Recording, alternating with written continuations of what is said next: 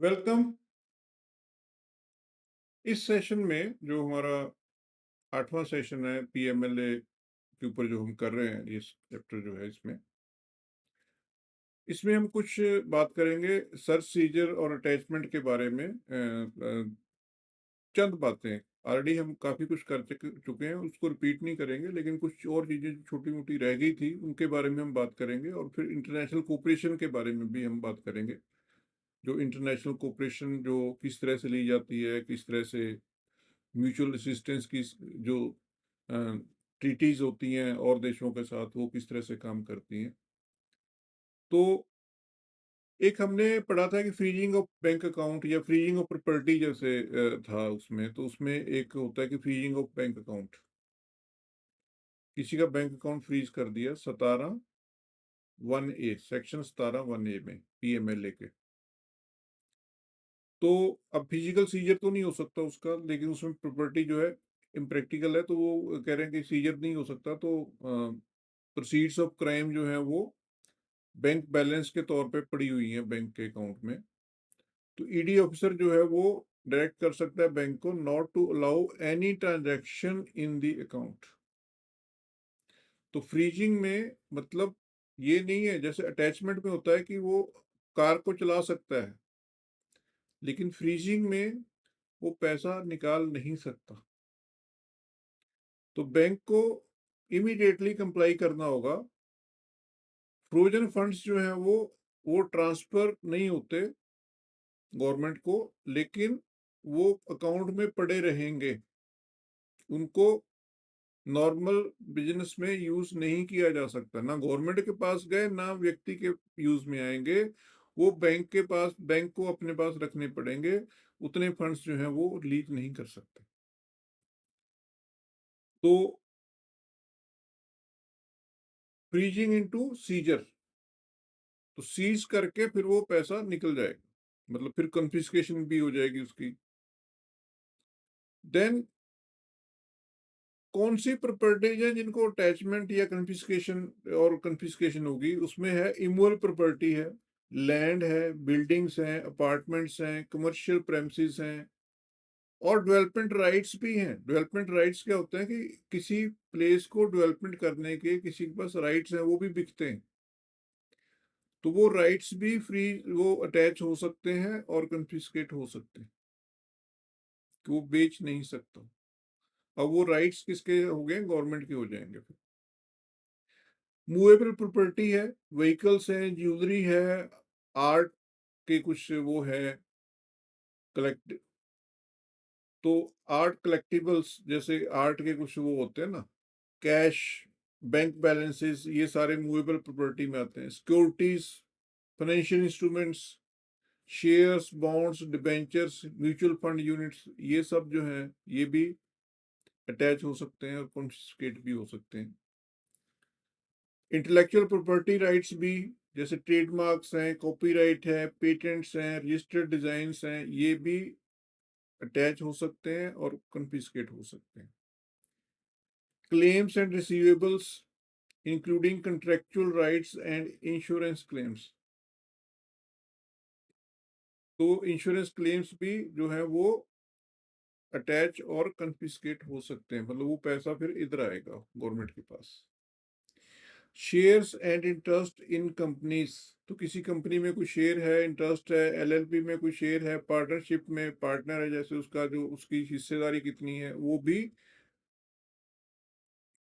Attach हो सकती है, कन्फिस्केट हो सकती है। अच्छा, एक और आता है सवाल कि अगर कोई व्यक्ति जिसको पता नहीं था कि ये 2 नंबर की कमाई से खरीदी हुई प्रॉपर्टी है, और फिर उसने उसने तो बेचारे ने बोनाफाइडी उसमें तरीके से पैसे दिए और वो प्रॉपर्टी खरीद ली, और बाद में ईडी का छापा पड़ा उधर से और ये प्रॉपर्टी उसकी ट्रेल में निकल आई कि ये प्रॉपर्टी तो गड़बड़ है। तो यहाँ पे जो लॉ है वो एक वो उसको थोड़ा सा रिलीफ देता है कि कोर्ट्स ने जो है ना, ईडी को दिखाना पड़ेगा कि ये ट्रांसफरी जो है वो उसको नॉलेज थी और कंप्लिसिट था मनी लॉन्ड्रिंग में। अदरवाइज क्या होता है कि मनी लॉन्ड्रिंग में ओनस किसके ऊपर है? जिसके ऊपर इल्ज़ाम लगा है। लेकिन इस केस में जहाँ पे वो कह रहा है जी मैं बोनाफाइड ही था, मुझे नहीं पता जी, मैंने तो वो देखा ये प्रॉपर्टी बिक रही है, मुझे अच्छी लगी, मुझे खरीदनी थी, मुझे घर बनाना था, मैंने तो प्लॉट ले लिया। तो उस केस में कोर्ट्स जो हैं वो ये प्रिंसिपल अप्लाई करते हैं कि इनोसेंट बायर्स जो हैं वो रियल स्टेट में उनकी ट्रांजैक्शंस जहाँ पे seller was later found to have used proceeds of crime, तो वो सब जो है उसको थोड़ा सा रिलीफ वो देते हैं।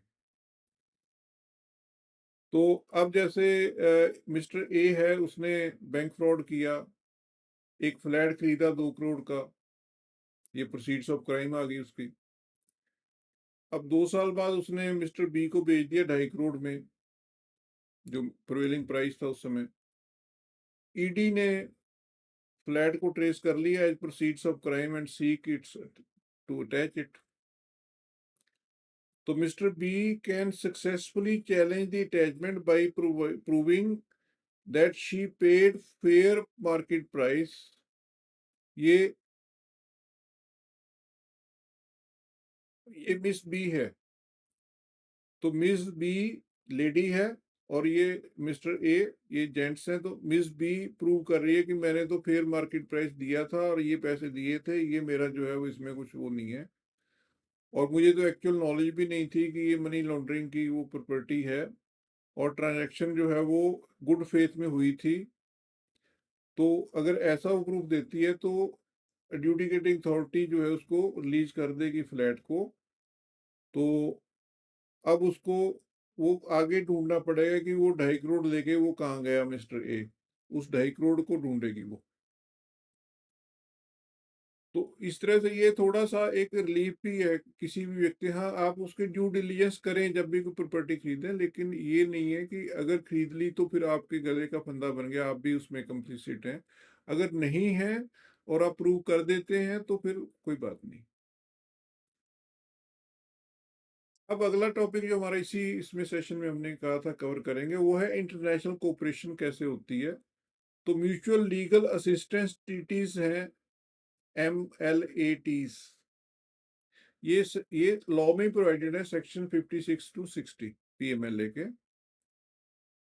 तो अब इसमें क्रॉस बॉर्डर ट्रांजैक्शंस तो आमतौर पे होती ही हैं पीएमएलए में। जैसे आपको वो 3-4 जो हमारे फ्यूजिटिव हैं, विजय माल्या, नीरव मोदी वगैरह वगैरह, तो वो कहाँ है? बाहर है। पैसा कैसे गया होगा? ऑलरेडी साइफन ऑफ कर दिया होगा, किस तरह से भेज दिया होगा। तो एक फ्यूजिटिव ऑफेंडर वाला भी एक्ट है जिसकी हम बात करेंगे, सेकंड पार्ट जो इस चैप्टर का ही है हमारे। लेकिन अभी पीएमएलए की बात कर रहे हैं, तो इसमें जो है वो सेंट्रल गवर्नमेंट ट्रीटीज कर सकती है फॉरेन कंट्रीज के साथ, जिसमें एक्सचेंज ऑफ इंफॉर्मेशन होगा, एविडेंसेस होंगे, assistance in attachment and confiscation of property abroad, और उन लोगों की एक्सट्रेडिशन करवाना अक्यूज्ड पर्संस की, और अप्रोप्रिएट केसेस में प्रॉपर्टीज को भी ट्रांसफर करवा लेना, इसके लिए ट्रीटीज करेंगे। तो इसमें लेटर ऑफ रिक्वेस्ट जाता है सेक्शन 58 में। जो कॉम्पिटेंट कोर्ट जो है या अथॉरिटी जो है इंडिया में जो है वो इशू करती है लेटर ऑफ रिक्वेस्ट, एलओआर। जो उधर अप्रोप्रिएट अथॉरिटी है फॉरेन कंट्री में, उनको असिस्टेंस के लिए रिक्वेस्ट करती है कि हमें ये एविडेंस ऑब्टेन करने में आप सहायता कीजिए, या ये प्रॉपर्टी है, ये व्यक्ति है, उसने ये किया था, इस तरह वो पूरी डिटेल देंगे। और बदले में इंडिया को भी वहां से कोई एलओआर आती है, लेटर ऑफ रिक्वेस्ट आता है, तो उसको ऑनर करना होगा। ट्रीटी तभी चलेगी ना, दोनों एक दूसरे की मदद कर रहे हैं। तो हाई प्रोफाइल बैंकिंग फ्रॉड्स में या जो और मोटे तरह के केस हैं उसमें स्विट्जरलैंड, सिंगापुर, यूके, यूएई के वगैरह के साथ जो है वो ये एलओआर के थ्रू कुछ काफ़ी जो आदान प्रदान और पॉजिटिव रिजल्ट्स निकल रहे हैं। और अभी हमें उम्मीद है कि जो हमारे भागे हुए भगोड़े फ्यूजिटिव्स हैं, जिन्होंने बाहर जाके शरण ले ली, सिटीजनशिप ले ली, उनके भी असेट्स जो हैं वो किसी तरह से आएंगे। तो एक मेजर इंडियन बैंक फ्रॉड हुआ, तो ईडी ने एलओआर इशू की यूके को, स्विट्जरलैंड, सिंगापुर, यूएई की बैंक अकाउंट डिटेल्स चाहिए या प्रॉपर्टी रिकॉर्ड्स चाहिए, अक्यूज्ड पर्सन्स के। तो ये जो हमारी म्यूचुअल जो ट्रीटीज़ हुई, लीगल असिस्टेंस की जो ट्रीटीज़ हैं, उसके थ्रू तो फॉर्मल एक्सट्रेडिशन रिक्वेस्ट भी जा सकती हैं। तो अब इसमें ये है कि कोऑपरेशन जो है वो टाइम कंज्यूमिंग तो रहती ही है, और डोमेस्टिक प्रोसीजरल लॉ जो वहाँ के हैं वो कई बार वो कहते हैं जी हम तो इसको तो हम दे नहीं सकते, ये हमारा लॉ तो अलाउ नहीं करता इसको, तो उस तरह की भी चीजें हैं कुछ उसमें वो रास्ते में आती हैं। किसी ने वहाँ की सिटीजनशिप ले ली किसी देश की,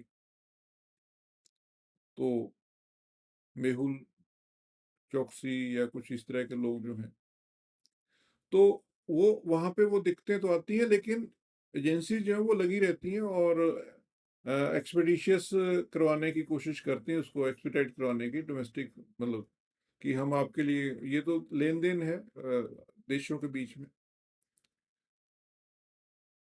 तो अब अगर हम बात करें कि किन तरीकों से जो है वो कॉमन जो मनी लॉन्ड्रिंग होती है, ये हम बता नहीं रहे आपको कि करनी है, कि एज रिपोर्टिंग एंटिटी आपको पता होना चाहिए ना, ये एज सिटीजन आपको पता होना चाहिए ना कि किन तरीकों से। तो एक तो है स्मर्फिंग। स्मर्फिंग आपको बताया था कि एक वो हमने जो करप्ट ऑफिशियल की बात की थी शुरू वाले लेक्चर में, कि वो 20-20 लाख छोटे हिस्सों में बांट देना पैसे को। देन शेल कंपनीज खोल देना। तो layered companies with no real business, business कुछ नहीं है लेकिन दो चार कंपनियां खड़ी कर दी जो आपस में ट्रांजैक्शन कर रही हैं। तो उससे क्या हुआ, तीसरे चौथे पांचवें नंबर पे जाके फिर वो लगता है अच्छा ठीक ही होगी। तो मनी या ऑब्सक्योर बेनिफिशियल ओनरशिप इसमें, तो वो जुरिस्डिक्शन भी कई होती हैं कि एक देश से दूसरे में, दूसरे से तीसरे में ऐसे कुछ हो रहा है आपस में। एक होता है ट्रेड बेस्ड मनी लॉन्ड्रिंग, टीबीएमएल कहते हैं, ट्रेड बेस्ड मनी लॉन्ड्रिंग।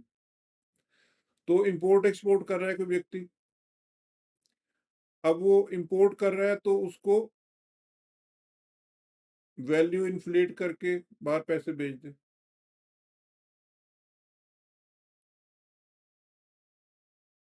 मतलब वैल्यू को अंडर वैल्यू या ओवर वैल्यू कर ले किसी चीज को, तो इंपोर्ट को ओवर वैल्यू किया तो यहाँ से पैसा बाहर चला गया। और ऐसे ही वो अक्रॉस कंट्रीज जो है वो,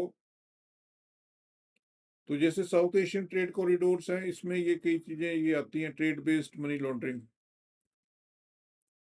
देन रियल स्टेट सबसे बड़ा वो है।